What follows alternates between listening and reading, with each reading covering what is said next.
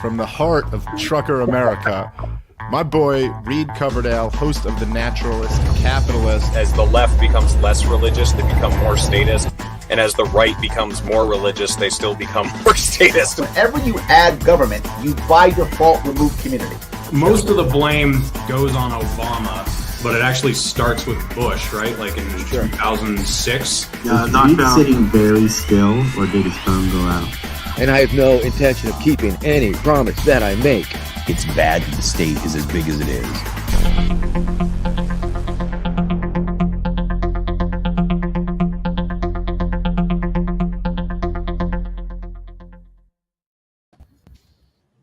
Hello, everybody. Thank you for watching The Naturalist Capitalist. I'm your host, Reed Coverdale, and I am glad that I made it here. I almost didn't. I was in a dead zone with no cell phone service, had trailer issues.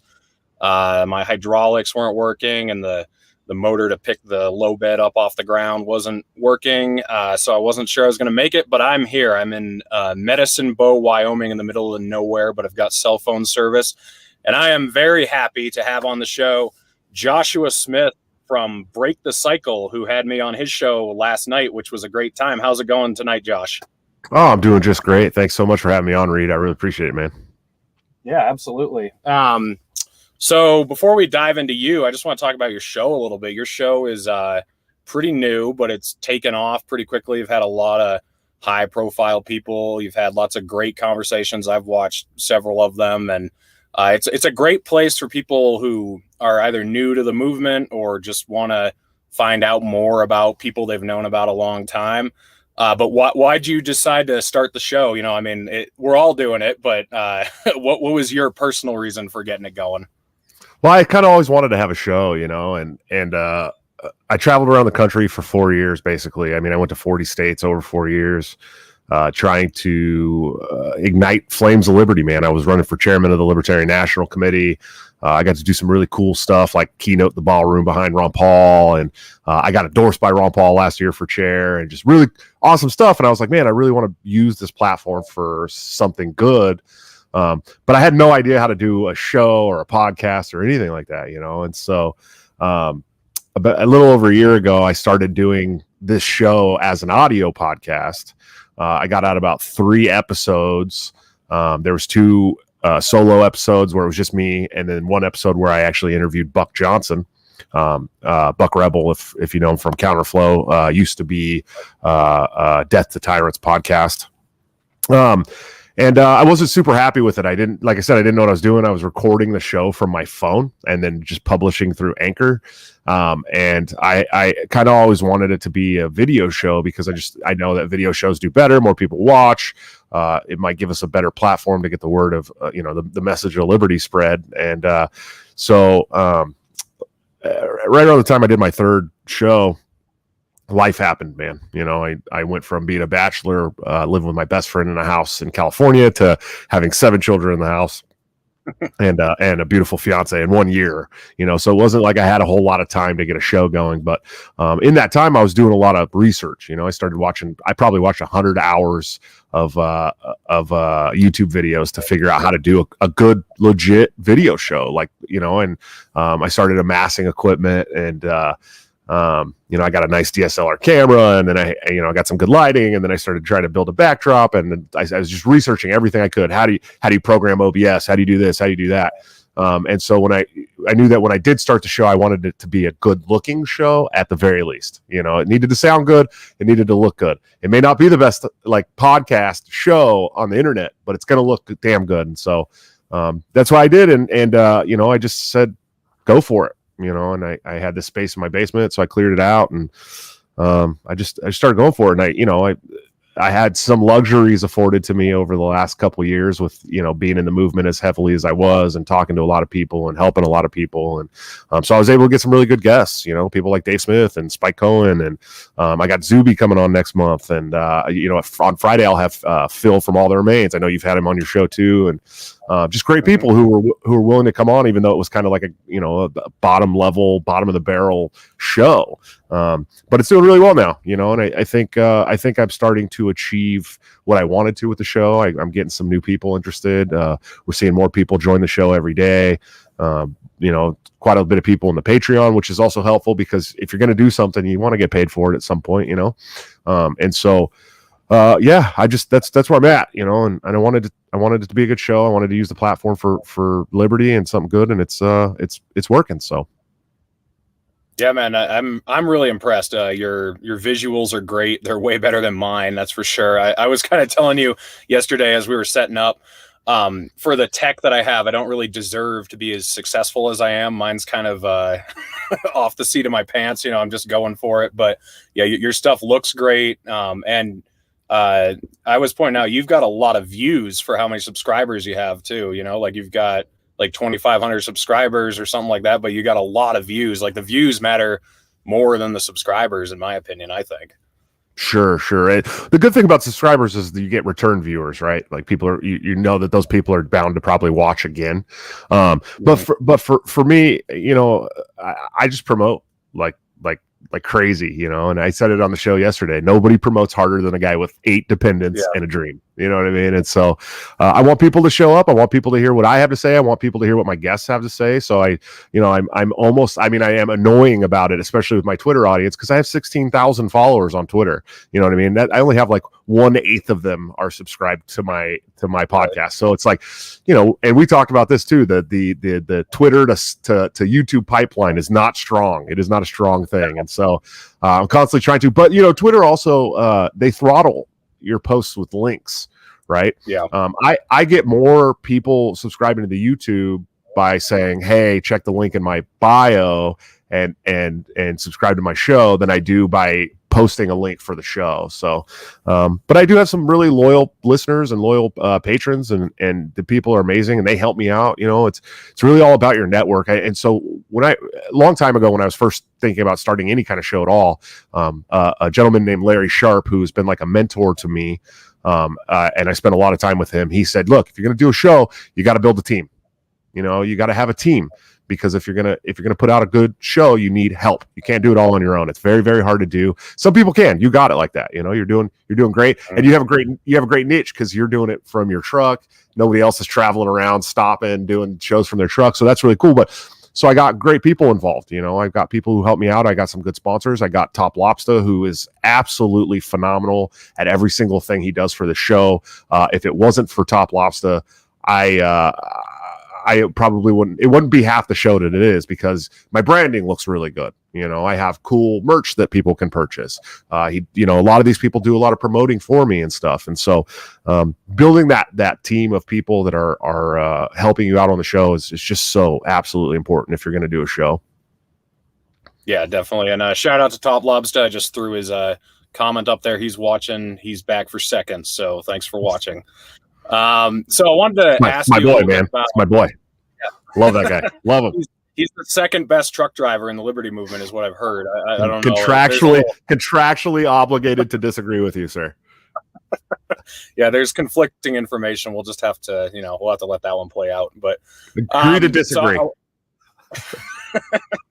I wanted to hear about like how you got into the Liberty Movement and became a libertarian. We talked a little bit about it last night because we were talking about it with me.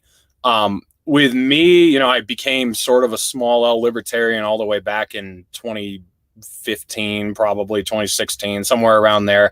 I don't know when exactly you'd consider me an actual libertarian, but I didn't join the party until last year, and I didn't start reading Rothbard or Spooner or any of the libertarian philosophers till very recently. So how did your evolution take place? Who got you into it? And then when did you actually join the party? And when did you like really start internalizing all those beliefs? Sure. Well, I was a pretty hardcore neocon through my teens. I thought that, I thought war was the answer. We had to do it. I was like many Americans. I thought, we had to go over to the Middle East to protect our freedoms here. Right. But then I joined the military, right after September 11th, I joined the military. I was going to go fight the evil terrorists that had attacked my countrymen. And at the time I thought that these were, I don't know, Saudi nationals via Pakistan or something like that. And within a year of being in the military, I was in the Persian Gulf and we were at war with Iraq. In fact, I was sitting in the Persian Gulf on the USS Constellation with the battle group when George Bush declared war on Iraq. So my ship was the biggest part of the shock and awe campaign. I forget, you're in your 20s, right? Is that 27? Yeah. Yeah. So you may not have remembered what the shock and awe campaign was, but here at home, a lot of people believe the shock and awe campaign was just this, this military excursion that we had gone on to liberate Iraq and get Saddam and all this stuff. But really, what the shock and awe campaign was we dropped millions of tons of ordnance on Baghdad. And my first thought was, what the fuck are we doing in Iraq? Right? What are we doing in Iraq? Like, what did Iraq have to do with 9/11? And so I was already kind of questioning what's going on. And then they set up this. So on the carrier, there's two galleys, right? Two dining areas, and they shut down the second one, and they started building ordnance there. I mean, putting together ordnance. I mean, they come in pieces. They put them together. They put them on the birds, and the birds take them off the deck and drop them and come back empty, right? Well, at first they started building these big drum rolls full of leaflets. They had like little drawings on them, and I think they were written in Farsi, or I think they speak Farsi in Iraq, and they just basically said, get out of your homes, we're going to start dropping bombs. And that really, I mean, that hit me hard. I'm going, man, this is a big fucking city. This isn't like some desert area like people believe. I mean, we're dropping millions of tons of ordnance on houses and I mean, apartment buildings, and there's family pets there, and people have dreams and goals and want to do better for themselves, and children and schools, and that really hurt, dude. You know what I mean? Like as a young kid who thought I was doing the right thing, it started really bugging me. And so when we got back from that, after we're over there for 9 months, and when we got back, I was just really jaded on the military, and I was ready to get out right away. And I did some more time, and I didn't deploy again. Thankfully, I did end up on the USS Nimitz, and ended up separating before that. And because my daughter was being born and stuff. And so I was just like, there's no way I'm doing this again. And when I got out of the military, I just, I didn't really find my political vehicle to be in the Republican Party anymore. And I was a Republican. I was a registered Republican. I supported George Bush, George Bush Jr. They didn't exude my values, because my new values were, I'm anti-war. What we're doing is bullshit. It's time to get away from this stuff. And the Republicans didn't agree with me. And sure as hell, no way in hell was I joining the Democrats. I mean, I was already pretty capitalistic at this point, and the Democrats didn't like me. And plus, they were, the Democrats are even bigger war hawks than the Republicans. They just have fooled their people that they weren't. Right. And so I got out, and then, I kind of just floated around thinking, I tried to stay away from politics. I was like, I don't really like any of this shit. I was probably in my heart becoming an anarchist, but I just didn't know what the hell that was at the time. Of course I knew what the anarchy symbol was. I used to draw it on my binders and shit in high school, but, and then I was sitting in a bar in like 2007 with some buddies, and the TV was on, and, Ron Paul was speaking. I didn't know who the hell Ron Paul was at the time. You know what I mean? And in fact, I take that back. I kind of knew who Ron Paul was because I had gone to a house party with these twins who were really big fanatics of Ron Paul, and they had like a Ron Paul banner up in their party house, and And anyways, so I kind of knew who he was, but I didn't really know who he was. And then I'm listening to him talk, and he's talking about the war on terrorism and how it's failed and how it's creating our enemies and shit like this. And so I was like, wow, this guy's a Republican. I'm still registered a Republican at the time. And I'm like, all right, well, I'm going to support this guy. So I really got into Ron Paul, and I actually I worked on his campaign in 2008 for president in California, which is, batshit crazy to try and do anyways. But, and so, Ron Paul, I started studying more about Ron Paul and getting involved with people who were Ron Paul supporters. I started to hear names like Murray Rothbard. I started to hear names like F.A. Hayek and Milton Friedman and, Lou Rockwell and Tom Woods and stuff like this, stuff that I had never, and then eventually Scott Horton. And, but I started reading You know, I started reading Murray Rothbard. I picked up Anatomy of the State, and then I picked up For a New Liberty, and I read let's see what else. The Road to Serfdom by F.A. Hayek, and Capitalism and Freedom by Milton Friedman, and it just was like a window that when you open, you cannot close that window anymore. I mean, once you've looked at the state through those glasses, you'll never ever envision the state the same ever again. And so after watching the GOP just to completely destroy Ron Paul, I mean, to me, this the greatest statesman, the greatest freedom fighter of my generation. And the Republicans basically gave him the middle finger and told him that they don't care about liberty. And that to me was the last time I was ever going to work with the GOP ever. And so I walked away from the GOP, and in 2010, I joined the Libertarian Party for the first time. I think I swear to God that it was Adam Kokesh that I heard it from initially. I heard him talking about the Libertarian Party. He says he was running for Congress as a Republican back then, but he may have mentioned the Libertarian Party in one of his videos or something. So I joined the Libertarian Party because I'm like, wow, here's a whole party for what I believe in, you know? And this is 2010, and so this is, you know, after the Bob Barr fiasco. We're getting towards the Gary Johnson first run, and I'm emailing the national committee. I'm like, yo, what can I do? I'm hyped up activist. You know, we're on the precipice of the Occupy movement here in Oakland, California, and I'm ready. What can I do? No one ever reached out to me, man. Nobody, you know, and so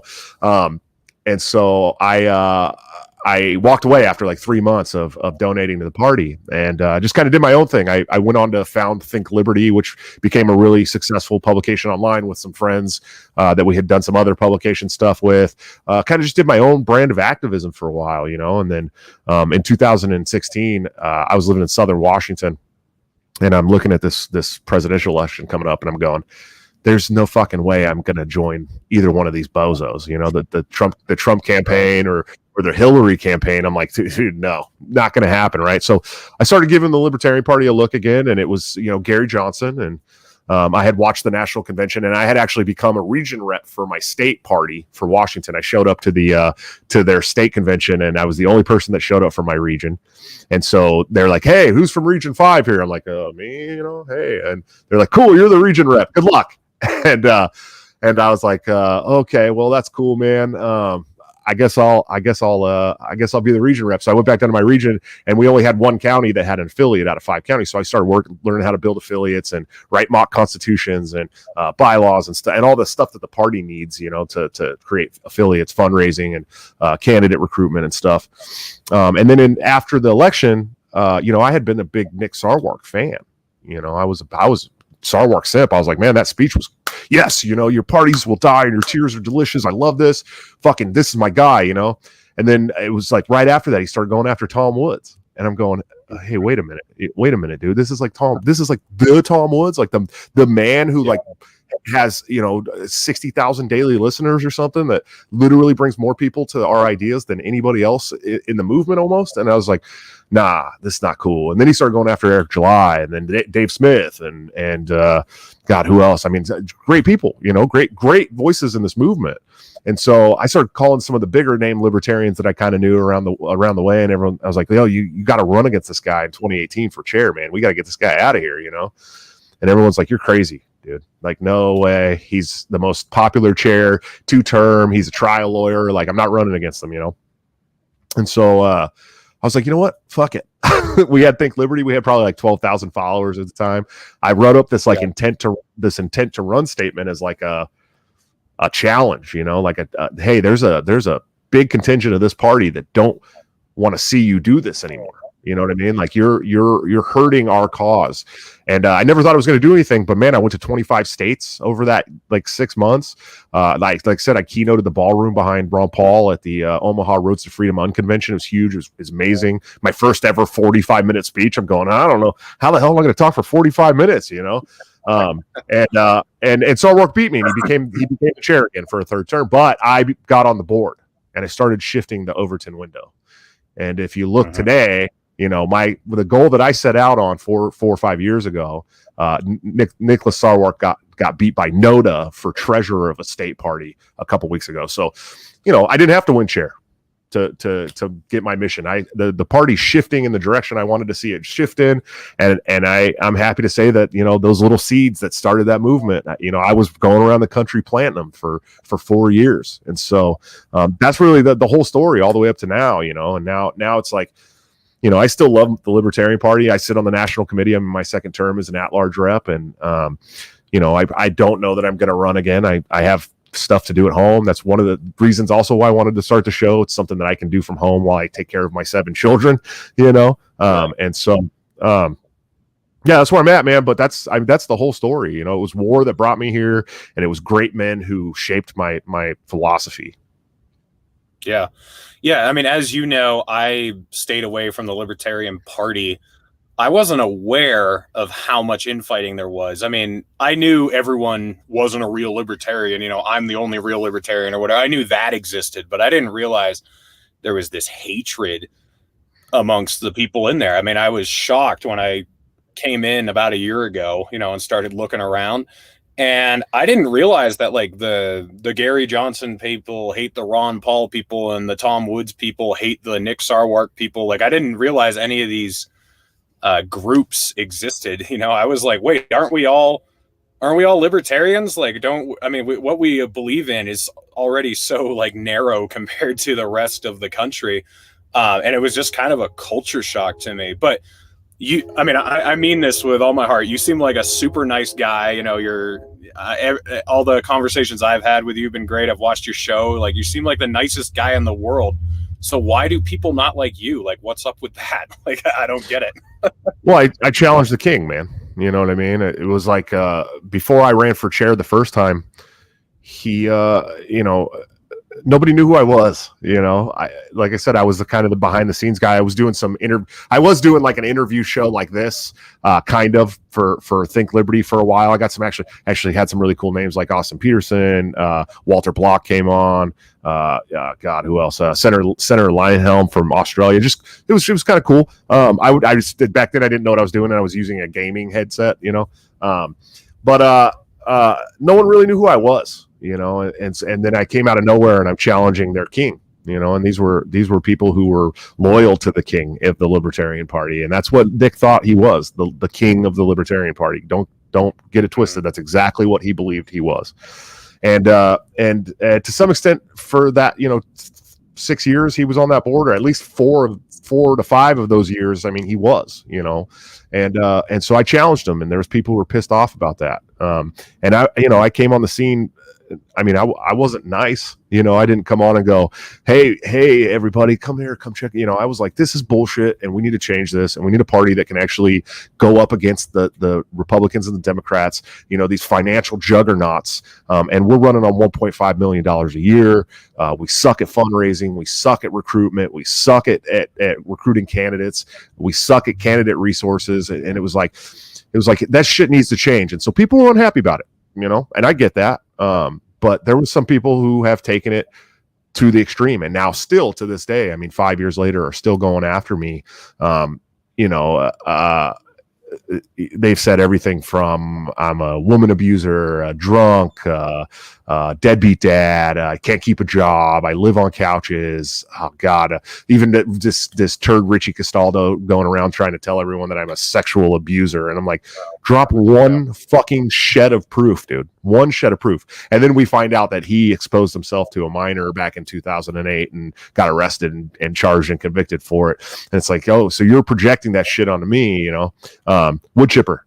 Anyway, so you know, that's really what it was, you know. And I mean, I can pinpoint it all the way back to 2017. I can tell you exactly when it started. There was another woman who was running named Alicia Dern, and we like to call her Derncoat because she was a big reason for why Bill Weld became the vice presidential candidate in 2016. She had made a deal with Austin Peterson that she would promote him for president and she would be able to run for vice president as his vice presidential nominee, and he would get his people to vote for her and vice versa. And then she went and made some backroom deal with the Gary Johnson campaign, came back out, endorsed Bill Weld, dropped out, and people called her Derncoat. There's some other special things that we could talk about that are really shady about Alicia Dern. I won't get into it, but she and her campaign manager at the time, Angela Fisher Owens, came to me and said, we want to work together against Nicholas Sarwark. He's got to be taken down. And I was skeptical, because I was like, I think these people like Nicholas Sarwark, and so I was like, no, I don't want to be a part of that. I want to run my own campaign on my own merits. I know that I'm relatively unknown, but I don't want to work with another campaign against the campaign. I want to win on my own merits. I have this blueprint that I've laid out for the party. I think it's a good blueprint. I think we can really, with these focused messaging goals and all this stuff that I was talking about, candidate resources, we could be a successful party and show people that we are worth joining. And so they weren't super happy about that, but they went away. And then a couple weeks later, they came back to me and they were like, so we want to start a Me Too movement in the Libertarian Party. And I'm like, whoa, dude, like that's a lot. You know what I mean? Like, I don't know anybody in the Libertarian Party that's been accused of sexual abuse or sexual harassment or any of that stuff. So I don't want to just jump on, the train with you guys and start just pointing fingers with you because I don't know any of these stories, so I don't think that's for me. And they seemed a little upset, but they went away. And then 2 weeks later, I'm speaking at the Texas State Convention. We're in Houston. And I went out to the bar with some Mises Caucus people. Texas at the time had quite a few Mises people. Most states didn't. And so we're out having some drinks, and I get a text from Angela Fisher Owens. Hey, some stuff coming out about you from the Washington State Convention. You said something to some woman, and she's upset. And I was like, what? That's my home state. Everyone in the building knew me. I had a live-in girlfriend at the time that we've been together for almost 3 years. I'm like, this is just not, this is completely out of character for me. Can you tell me what it's about? She's all, well, it's this woman, Tashina Pascal, Joe Pascal's wife. And I'm going, no, they just donated to my campaign like a week ago. You know what I mean?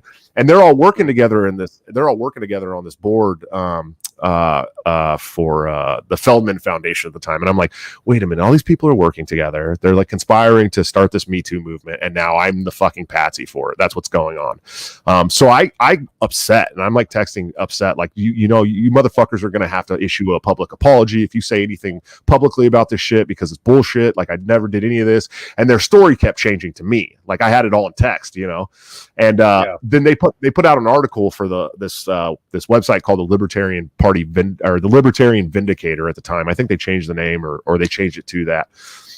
So I immediately got on and wrote another article with all the screenshots that I had that totally negated everything they said. I mean, so badly that the Elisa Dern campaign had to make a public apology. Joe and Tashina Pascal had to make a public apology, and I thought Angela Fisher Owens would slump off and take off, and I won that.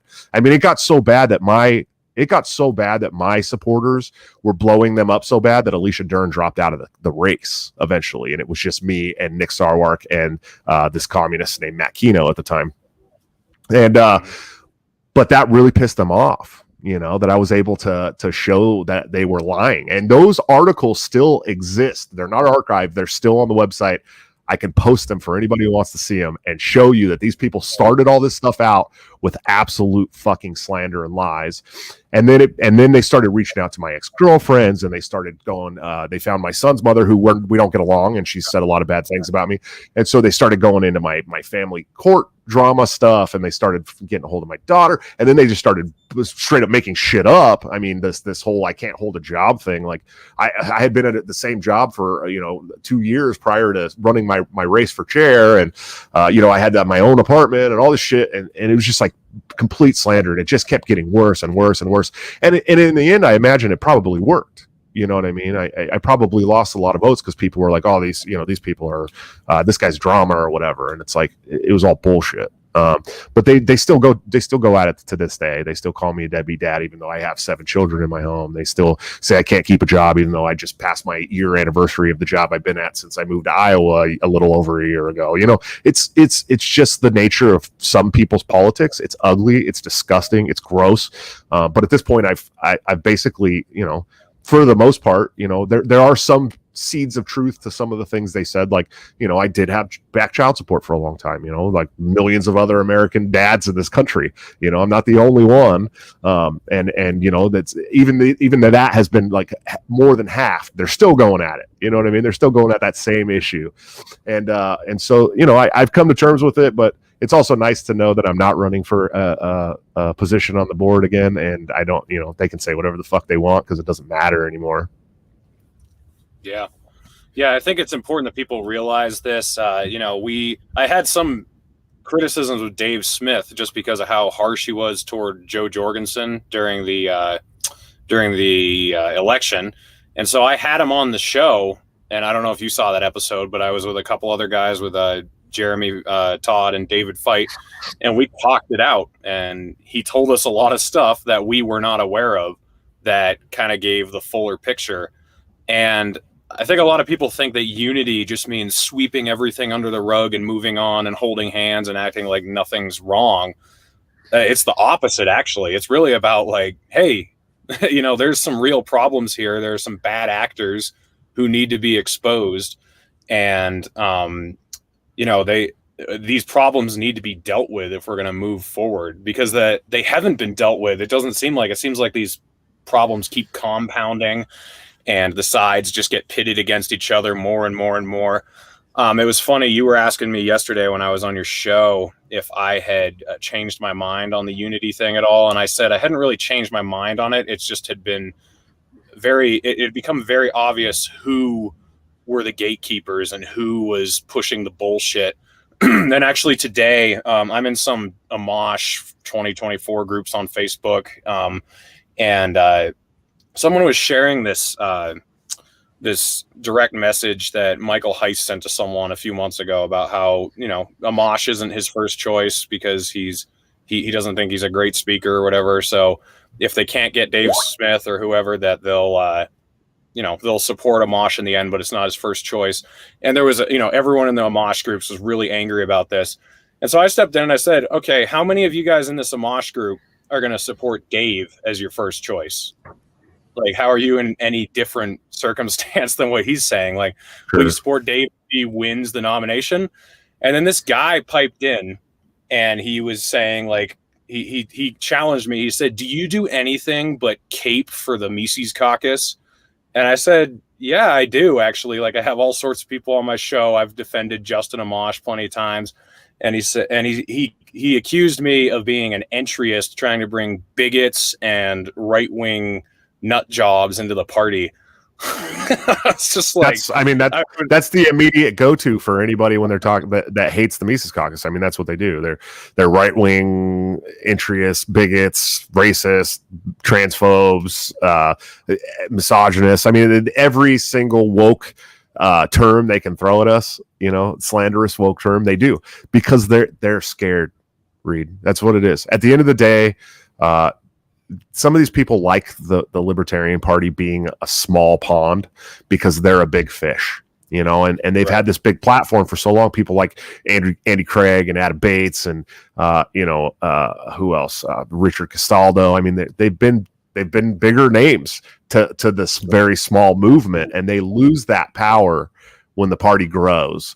And so they look for any little thing they can nitpick, and they gatekeep. It's exactly what it is. They're gatekeeping because they're afraid to lose their platform. And it's like, so sorry, man. You know what I mean? And in fact, in the words of Michael Heiss, we're going up against people who will napalm your children for resources. We don't need people who get upset about memes. We need people who are ready to fight the state. We need soldiers. And so, I don't care that they're upset. Like I've so far passed that they're upset. I block most of them now. I'm like, I'm not even dealing with you and your bullshit anymore. I'm done. I give them all the Michael Malice treatment now. Yeah.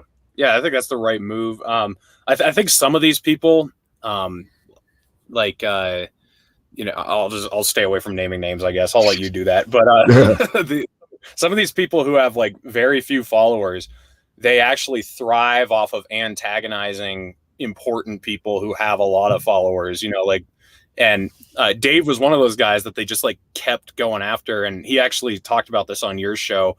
We were finally able to convince him, like, Dave, just ignore them because you're giving them a platform, because they just keep bringing these bullshit arguments that everybody knows is fake.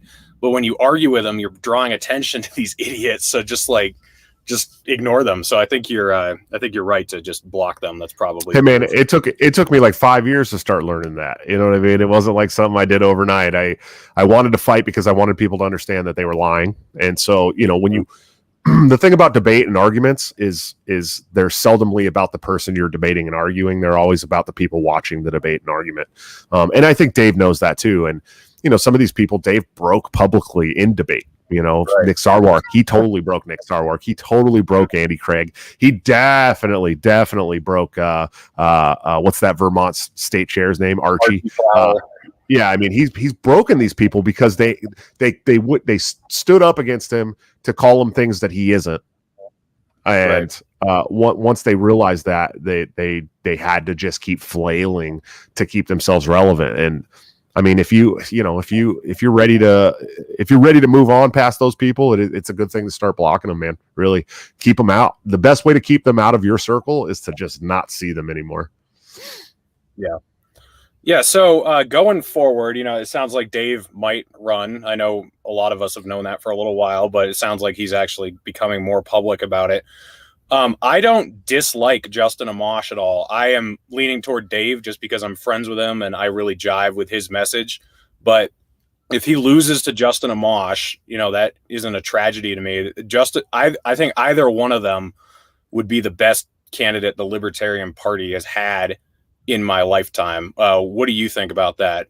I mean, I know you're not like 100% Justin Amash, but if he wins and Dave endorses him, what do you think about that scenario? I'd support Justin Amash over the two old parties. I mean, there's just no doubt about. There's no doubt about that. I mean, his blue-pilled orange man bad stuff aside, he's still very, very, very good on the Constitution for the most part. And I'm not, like I said in our show yesterday, I'm not the biggest fan of the Constitution either. You know, I don't think the Constitution's really done a lot, but I think that Justin Amash, even just presidential run, will red pill people on a lot of things.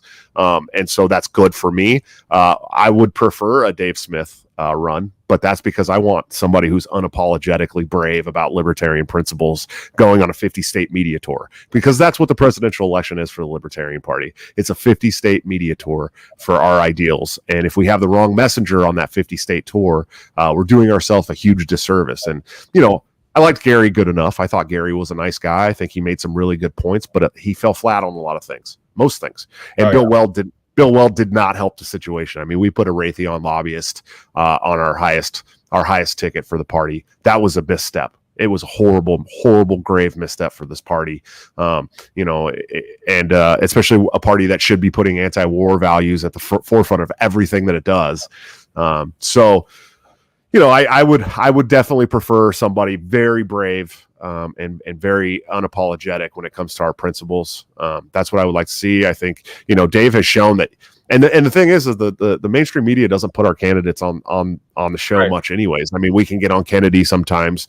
We were able to get on Judge Knapp once or twice, you know, a couple of little town halls here and there, but I think Dave has the opportunity to get more media. You know, Dave just was on Joe Rogan. It's the biggest podcast in the world. Millions of people listen. You know, he's able to do these big platforms that our presidential candidates have not been able to do. You know, Joe wasn't able to get on Joe Rogan, you know, and I liked Joe good enough too. I just think she was kind of milquetoast when it came to messaging. I think Spike was better, you know.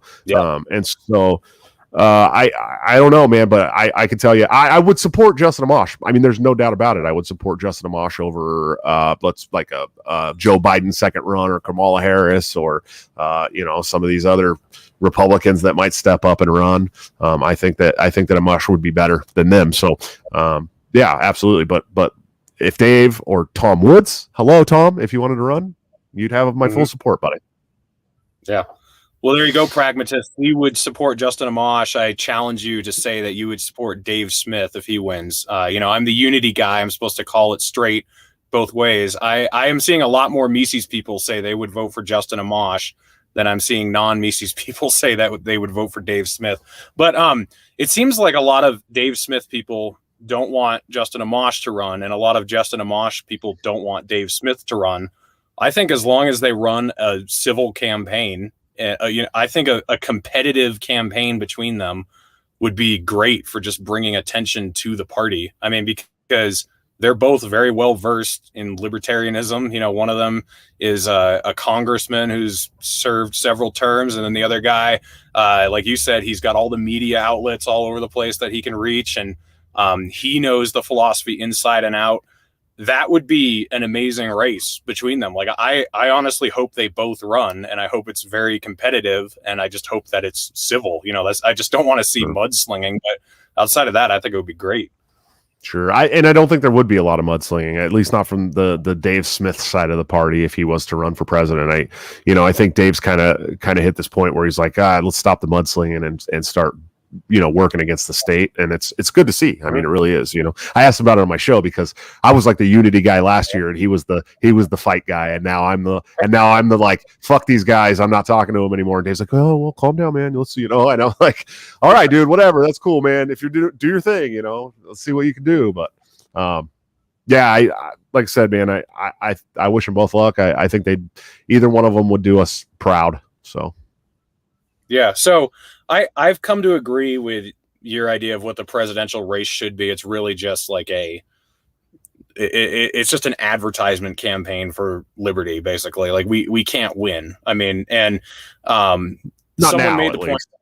Not now, yeah. I mean, someone made the point that once it gets to the place where we can win, we've kind of won already. Like you don't even need to elect a libertarian president once you'd have enough people voting for him to get into office, which is an interesting point. But apart from the presidential race, what do you think the Libertarian Party should be trying to do? I'm a really big fan of taking back state legislatures, kind of like Eric Brakey wants to do, just with the Libertarian Party and in the Republican Party, or the Democrat Party, I guess, if you got someone who was, was good or whatever. But the defend the guard legislation that a lot of the states are pushing for now, all those types of things, that to me is like what our goal should be 100%. I'm just wondering what you think. Should we actually go after like the Senate and Congress, or is it not even worth it? I mean, Justin Amash kind of gave us a window into what Congress is like now anyway. Like even if we got 10 people in there, it seems like it wouldn't matter. Like you can't do anything in Congress anyway. But what do you think we should be really focusing on? Well, I think that the people with the visibility can and should run for U.S. Congress and Senate with the visibility. If you have the visibility, right? I mean, people I'm just going to throw it out there. If Scott Horton wanted to run for Congress, I would quit my job and work on his campaign for free. But yeah, I definitely think that the state legislator seats are really important. And we proved this last election that libertarians can win state legislature. And we did. We have 2 now, both in Wyoming, but we had a really cool program that started a couple years ago by Paula Pozell, who's our candidate support guy. He's amazing. And it's called the Frontier Project. And he essentially went around the country and targeted races that he's like, hey, if we put a little extra resources here and here, we can win these. And we did. We won state legislature seats for the first time since the 70s. So we've proved that we can do it. We've proved that we're viable candidates in those arenas. But I want people who are going to have the big giant platforms. Like I think Ricky Harrington did really good for Senate in Arizona, right? Or Arkansas. He challenged Tom Cotton, and he got invited to the debate on PBS for all of the Arkansas constituents to see. Tom Cotton turned it down. Ricky Harrington got a chance to stand there for an hour in front of all of Arkansas and give libertarian principles on state-run television that everyone is watching. I mean, huge viewership, right? And he ended up getting like 38% of the vote in a U.S. Senate race as a libertarian. That's huge. We need more people like that can do those kind of things. But that's not for everybody in this party. There's a lot of people who are like, I'm going to run for U.S. Congress, and they post it on their Twitter and they get 4 likes. And it's like, dude, go run for city council in your town. People know you there, So I think we need our candidates to really understand their limitations. We need more people to work like Jeff sorry, God, I'm drawing a blank here. Jeff Hewitt from California, who ran for city council in Calamasa, a little small town in the Inland Empire outside of LA, and he won. And then he ran for mayor after a term there. And then he became mayor of Calamasa for 2 terms as a libertarian. I mean, he's a libertarian, very libertarian. He got all of the police and the EMTs off the CalPERS, like California retirements, got them all in their own personal 401ks, saved his city from going bankrupt, did really good things there, and then decided to run for city supervisor or county supervisor in Riverside County. Now, Riverside County has a constituency that's bigger than like 7 other states. It has like a $2 billion budget. I mean, it's not little. And he won. And now he's a county supervisor. And now he has the opportunity to really show people what he's doing. He's working his way up the political landscape, right? As a libertarian, doing libertarian things, making the relationships that you have to make to get people to support you for these positions. We need candidates that are going to do things like that. And that's why one of the reasons why I was so drawn to the Mises Caucus, because they support these local level campaigns, these local and county level campaigns. That's how we're going to do it. But the people that have the visibility, the people that have the following, the people that can build the team, or the people with the money should be running for U.S. Congress and U.S. Senate, because that's how we're going to get, on a national stage and tell people what libertarianism is all about. Those are the people that should be doing it. Everybody else that wants to run for anything should start at city council or mayor and not go any further than at least the state legislator in their first couple of campaigns. You know what I mean? And learn, build your bench, build your fundraising drives, build your campaign team, build really good campaign plans. This is how the Republicans win. This is how the Democrats win. They don't have candidates who just jump off the scene and run for Congress and win. It's not, I mean, it's happened, but it's not normal. They all started somewhere. They all started with their county or their state, and so we really need to understand how campaigns work. And I think a lot of libertarians are like, hell yeah, I'm going to go run for governor of Pennsylvania. That's a shout out to you, John Waldenberg. Okay. This guy announced that he was going to be seeking the nomination for governor of Pennsylvania through the Libertarian Party of Pennsylvania. And he got 3 likes on his Twitter post. Like, could you not do that? Could you not? How about you let somebody else in Pennsylvania with a bigger name run for governor of the whole entire state? You know what I mean? That's a lot of work. You got to raise a lot of money. You got to travel to every county in your state. You got to talk to everybody. You got to lay out a legit campaign plan and say, this is how I'm going to help people in Pennsylvania. If you're not going to do that, then don't run. You're making us look worse than we do, So, yeah, I don't know. That was one of the reasons why I ran for chair, because I wanted to build tons of candidate resources. Like, I've helped on so many campaigns. I know how to run a campaign, and I'm like, and now I'm actually throwing around the idea of running for Congress. Of course, when I put that out on my Twitter, I had like something like 1,600 likes or something, and so it's like, okay, well, if I'm going to run, I might do that just because I know I can go up there and message on that stage, Yeah, I was one of those likes. I think I quote tweeted you and said, do it, man.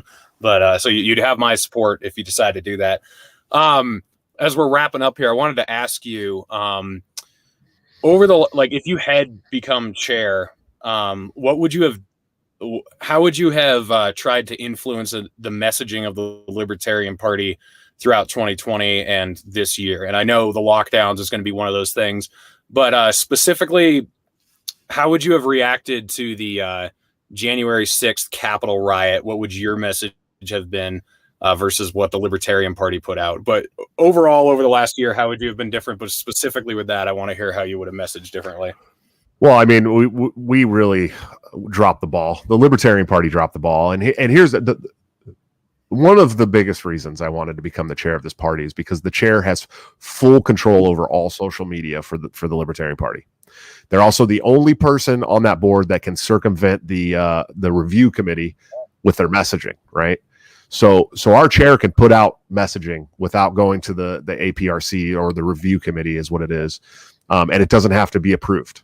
Okay. So I was like, okay, I'm going to set focus messaging goals, right? That's what I was going to do. We're going to keep these 3 things at the top of the list: in the wars, in the Federal Reserve, in the war on drugs, or criminal justice reform, or both. Right. And in the last year, there would have been a lot of talks about this tyranny that has been handed to us on a silver platter. I mean, 100%. Nothing like it in our entire lifetimes. Nothing like it in my grandparents' lifetimes. This has been horrendous for a lot of people, and it's happening to thunderous applause, and we need to show people why it's bad.